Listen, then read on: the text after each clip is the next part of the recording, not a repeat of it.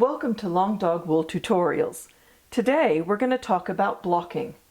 Blocking is a process you go through when you have finished making a garment or fabric or item to get all of the fibers to lay neatly and in the right position, and it's what gives it that finished process.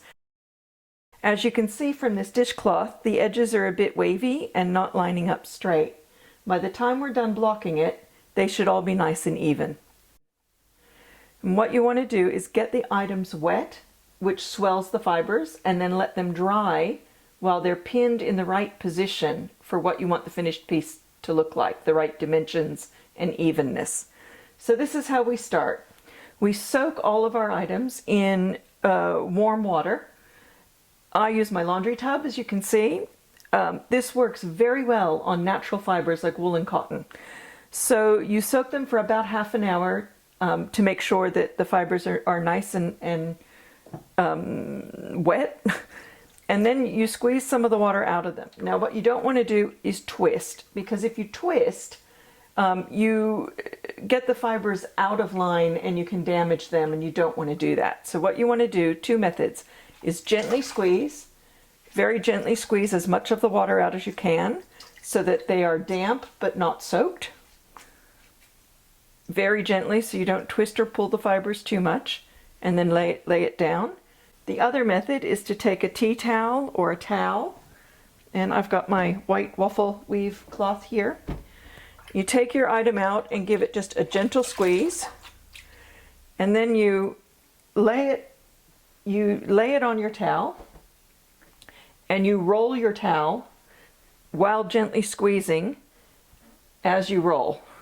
And this is especially useful for bigger items like sweaters or even, blankets. So you just give it a gentle squeeze in the towel, and then you unroll the towel,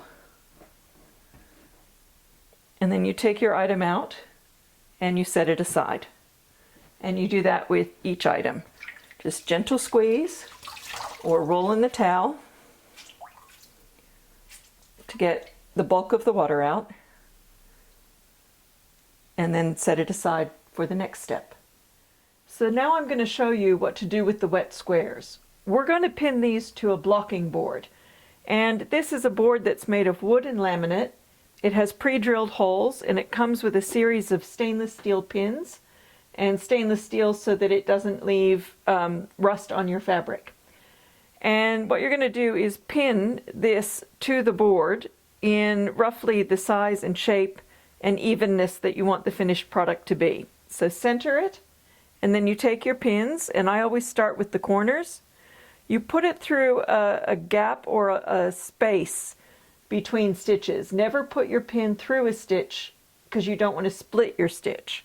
But you put your thing through a hole, and then you put it in the hole that's closest to what you want your finished size to be.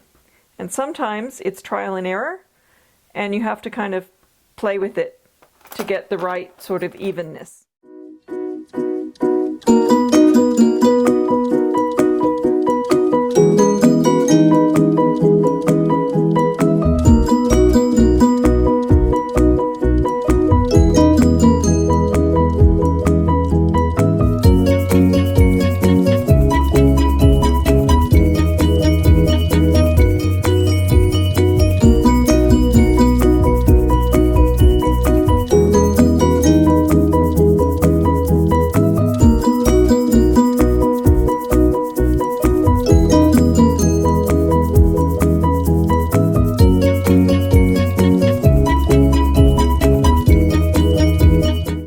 Going to show you a different way to block. This is with pins and a foam board. So I've got just this piece of foam mat that I got at a store called Clark's Rubber, but you can get them in most hobby stores or craft stores. I have 9 of them, so I can do really big things as well, but we only need one right now. I use knit blockers because I think these are just really handy. They are pins that come in 4-pin or 8-pin versions, and they're really great. This method of blocking is good when you need an absolutely even edge. You can also use T-pins, which are these.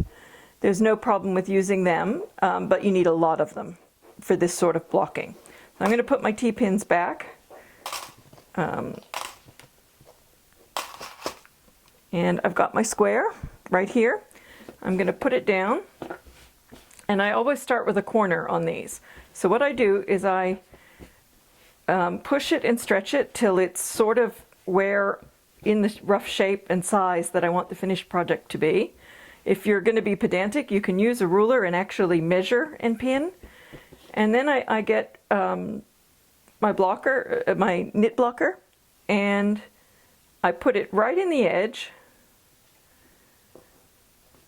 of the corner. Here's what I found. And I get another one to do exactly the same in the other corner, and you want it very much on the edge of that row of stitches, as much in the gaps as possible instead of through the threads. So that's the first corner done. Then I'm going to want to do the opposite corner. So again, I'm going to put it to roughly where I want it, or use a measuring tape or ruler to get it precisely where you want it. I'm going to line that up so that that edge is as straight as possible, and put the pins through right at the edge. And get another one and do the same here. So I'm going to line it into those spaces and then tug it a little so that it's very straight. And I've got those two done. Then you do the next two corners the same way.